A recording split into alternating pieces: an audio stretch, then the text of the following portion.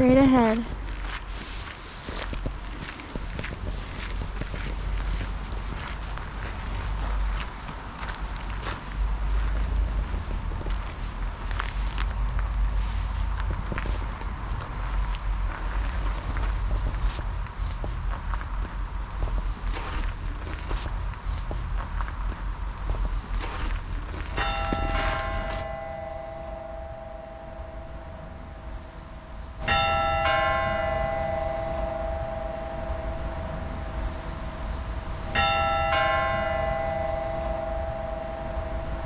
Are you ready to go?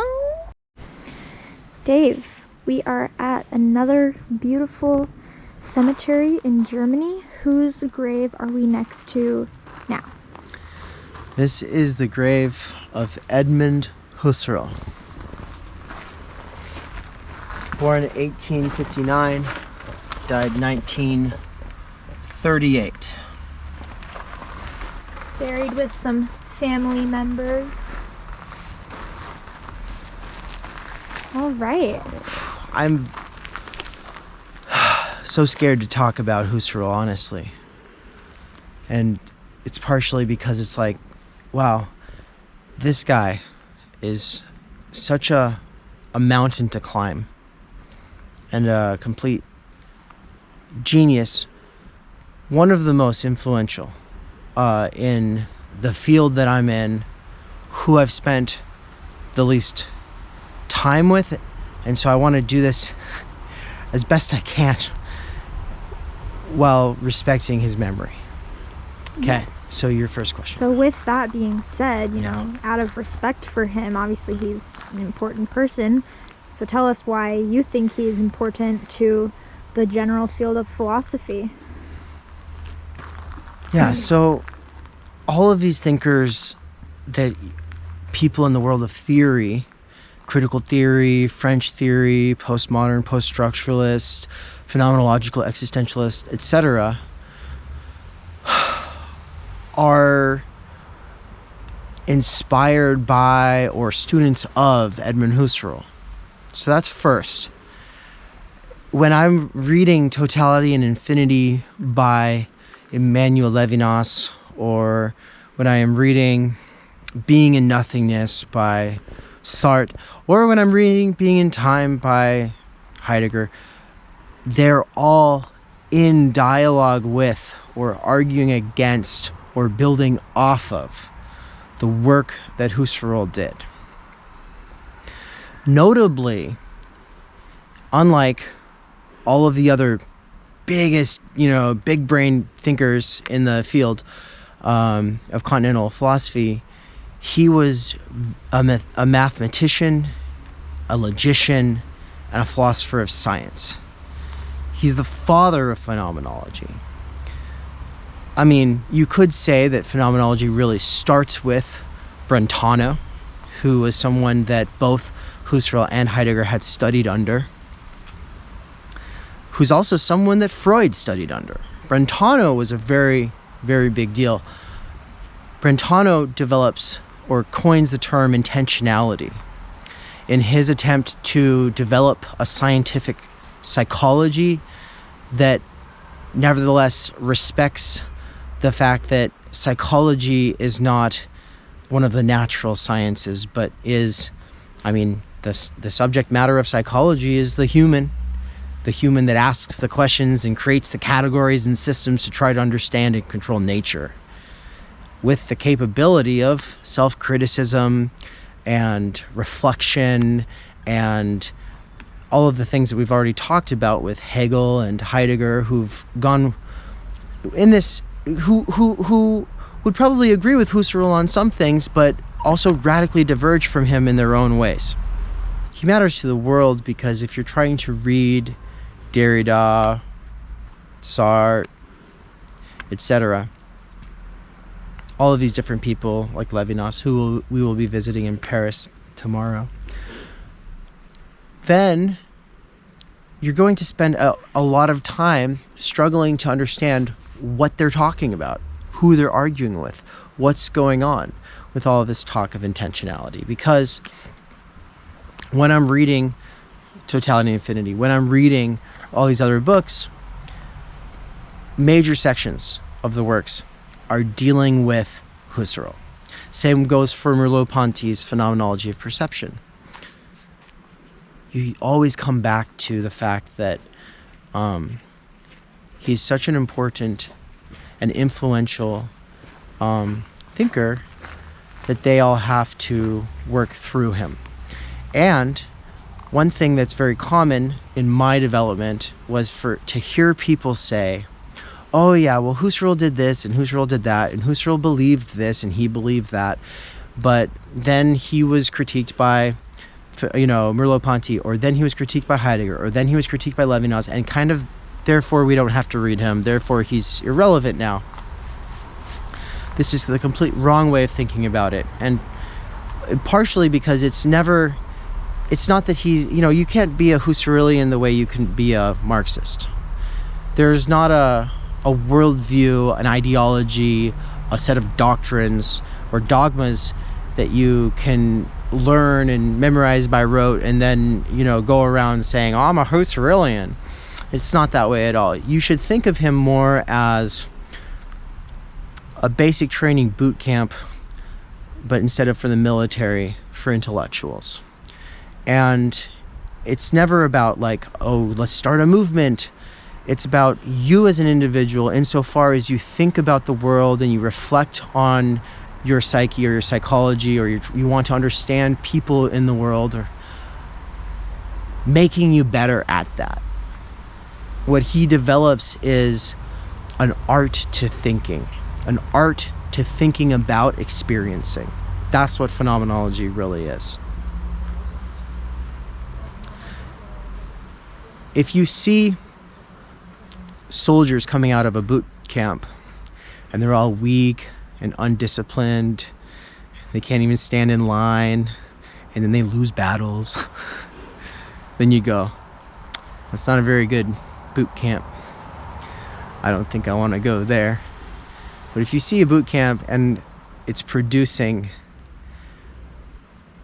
the most profound, original, exciting thinkers in the history of ideas, you go, I better start preparing for that one.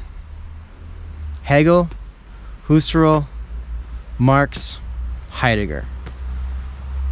Those are the four mountains that every one of the greatest thinkers in the 20th century scaled. And that great thinkers in the 21st century still are scaling today.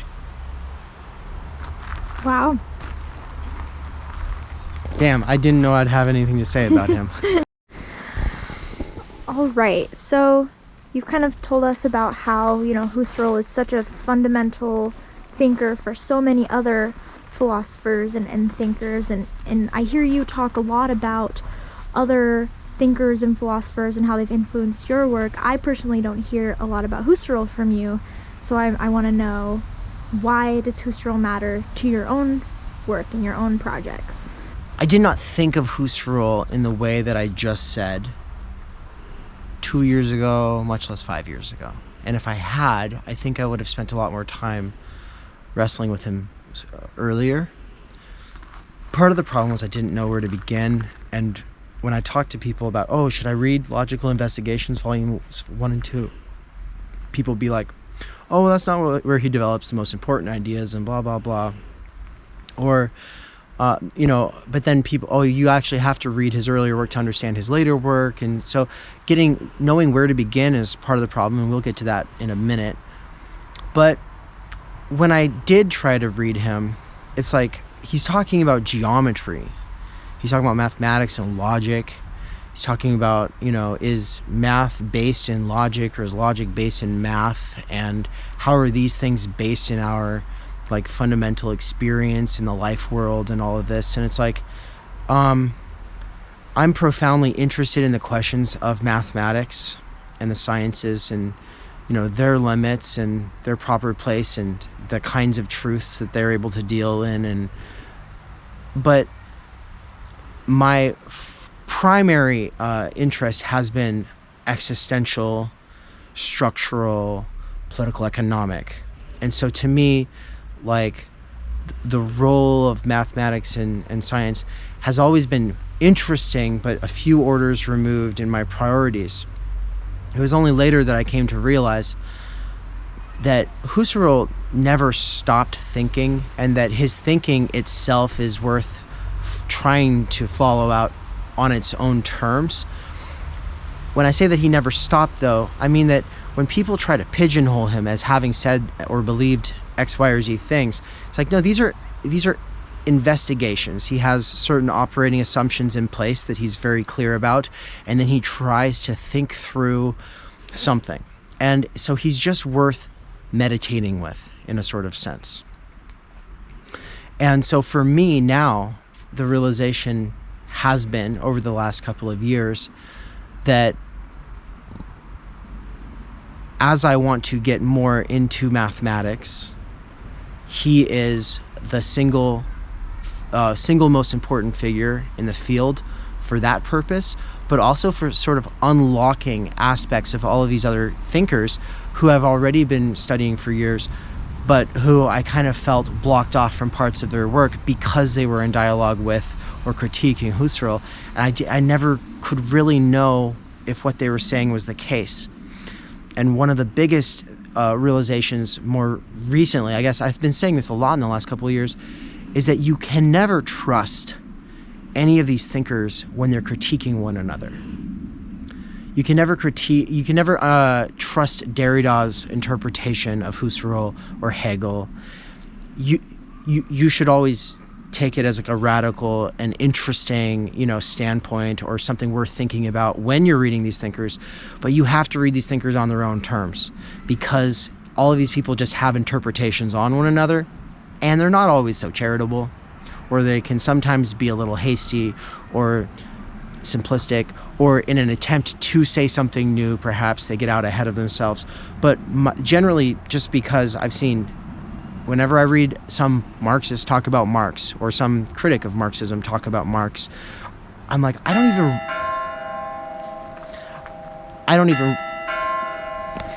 think it's gonna give us the whole the whole time? 5 o'clock. Dang. We'll listen to it. Moment of silence. Mm-hmm.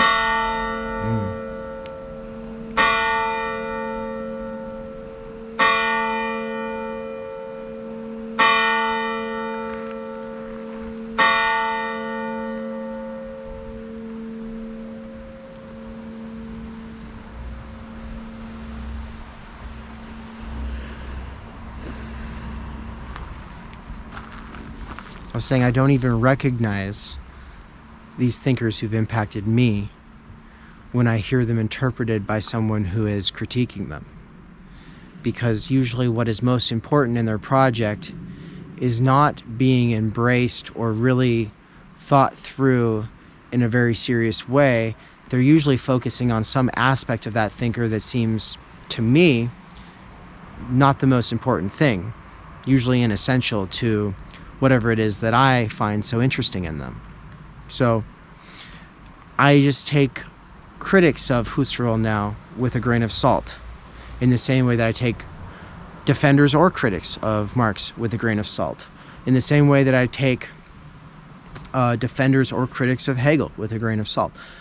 All of these thinkers cannot be mediated for us by other people. Obviously, there will always be translators, and we'll always turn to secondary texts to try to help get different takes on it and whatever. But at the end of the day, academia can become a sort of hot take making industry where you're, writing off and dismissing or downplaying the achievements of great thinkers, or you are defending in some sort of a dogmatic fashion, as though what you're trying to keep alive is a doctrine rather than the actual task and exercise of thinking itself. So, yeah, my realization was that Husserl never stopped. So when Heidegger critiques him, Husserl keeps thinking. When Frege critiques him, Husserl keeps thinking. Frege's critique of Husserl, and by the way, Frege was like the father of analytic philosophy. Husserl's the father of phenomenology. They were in dialogue. They wrote letters to one another. Frege published a critique of Husserl's early work on mathematics, and Husserl took it to heart in a profound way, and phenomenology would not have developed if not for his response. I mean, phenomenology almost develops as a response to the critique from Frege. Same thing goes for Heidegger's critiques of his master Husserl. Husserl takes those to heart and keeps working on his project for a scientific, a human science of psychology that does not fall into what he calls mere psychologism or positivism, and does not take the comfortable or convenient or seemingly natural attitude, what he calls the naturalistic attitude, which is sort of conflating our being in the world with the kinds of truths that work for the kinds of things that math or logic deal in, right? So always kind of taking it back to the raw, original human experience that produces and works in those fields, but never reducing the human to those fields, or equivocating falsely truths that might apply to us that can't be made sense of through mathematical models.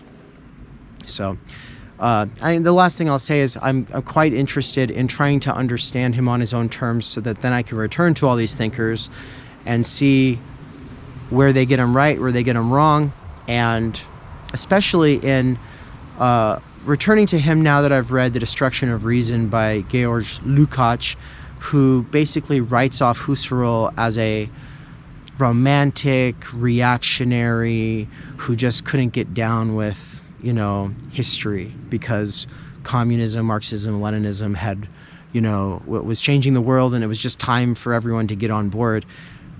I don't think that Lukács was fair to Husserl. I think that Husserl is on to something very important, and that anybody who wants to do any kind of a radical political program to change the world is going to have to take Husserl seriously. And if you want to change the world in a way that makes Husserl impossible, or bars him off from research, or says that he's got nothing to say, then I wouldn't want to be a part of your world. And it would probably be a stupid one. It would not be better off for it. Okay, so you had mentioned in your last answer that, you didn't even know where to start reading Husserl, which is why it took you a little bit longer to start. And it sounds like some of his work can be a bit more daunting, like in mathematics and logic, and dealing with some maybe more complicated ideas. But if someone were interested in taking on this task of trying to understand Husserl, where would you think they should start? With what work, what text? Yeah. So I think that the logical investigations and the ideas have their proper place in his work and in other people's priorities. Ideas might be the most important to me next for me to be working on, but for right now, I think the one that gets passed over perhaps the most, that is also the culmination of his life's effort, and which definitely goes underhyped and therefore deserves a lot more focus, is The Crisis of the European Sciences. Is that what it's called? I think it's The Crisis of the European Sciences. It might be like The Crisis of the European Life Sciences or something like that, but whatever. It's the crisis book, and it's the last one that he wrote. And it's he's writing.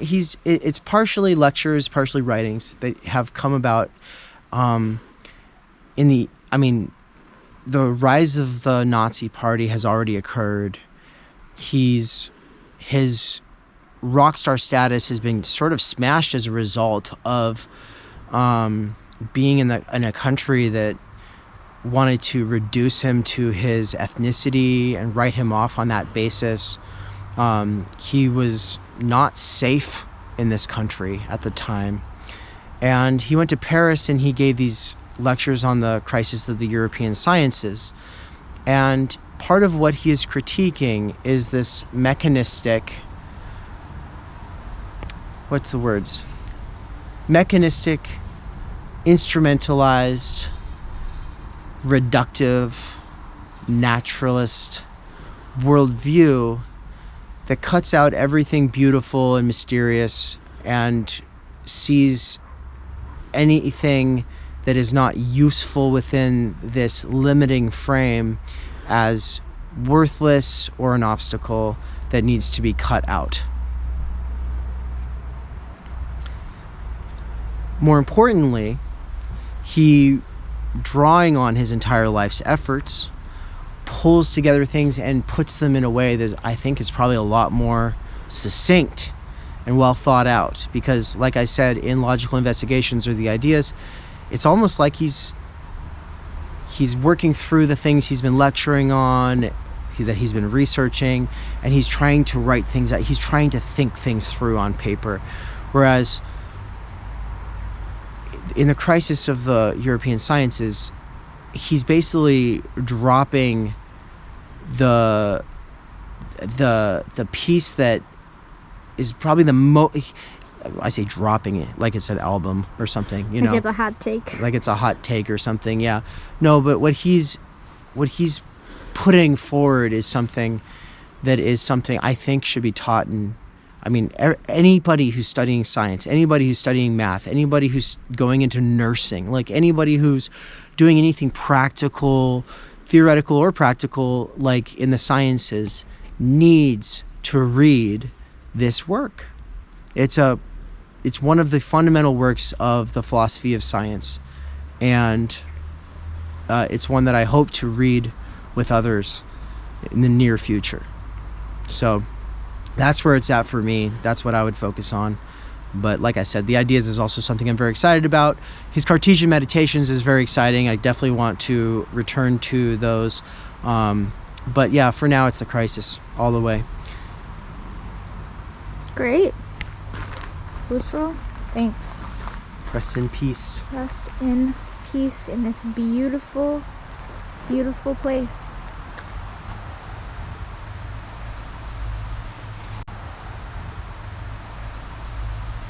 Quick little PSA about the Theory Underground 2024 European book tour.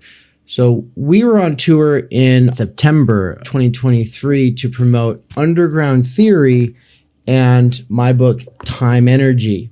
Well, now we're meeting up with some collaborators from Underground Theory in London, Berlin, Vienna, Athens, Krakow.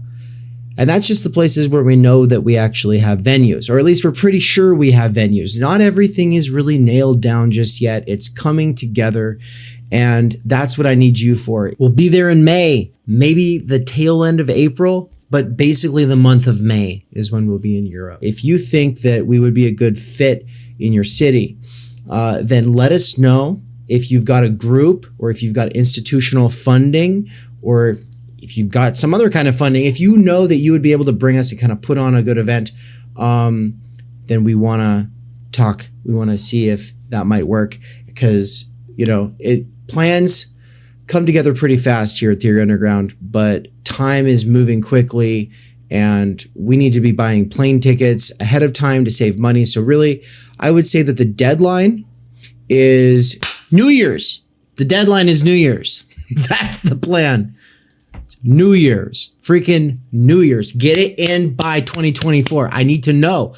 Now, you don't have to know for sure about, like, say, institutional funding or anything, but if you know for sure that you want to bring us, if you know that you want to host us, if you can volunteer, if you have ideas about venues and stuff, the application deadline is New Year's.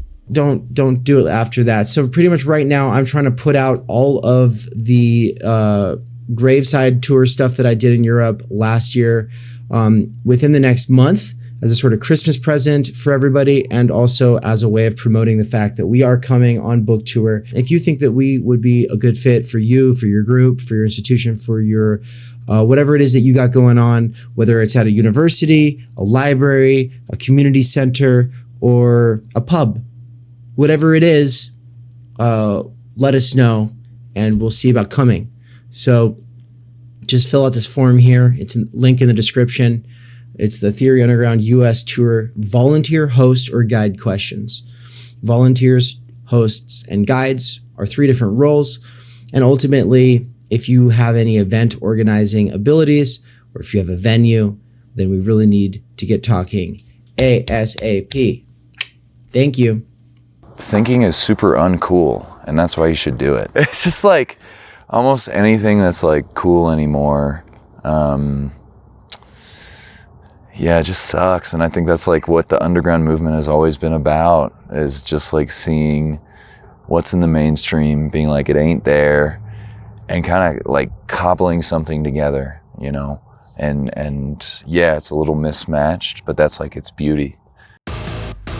We cannot do direct revolution, but the only way to lay the foundation for it is to do what you are doing to move the underground. It's a theoretically correct title. Welcome to Theory Underground, where workers with earbuds can find genuine liberation from necessity. Research at Theory Underground focuses on what is most important for understanding our current situation: theory of the subject, capital, time-energy theory, critical media theory, CMT, and the most essential critiques necessary for understanding why the theory, ideology, and common sense of influencers left to right misses the mark. We bring primary texts from leading lights of diverse fields to bear on topical issues and works popular in our current world. Theory Underground is a publishing house as well as lecture course and social media platform. You've been reading Underground Theory.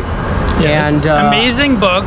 I'm a publisher and an editor. I run a review of books. Literally, it's my living. This is the best edited collection I've ever read. Jesus Christ.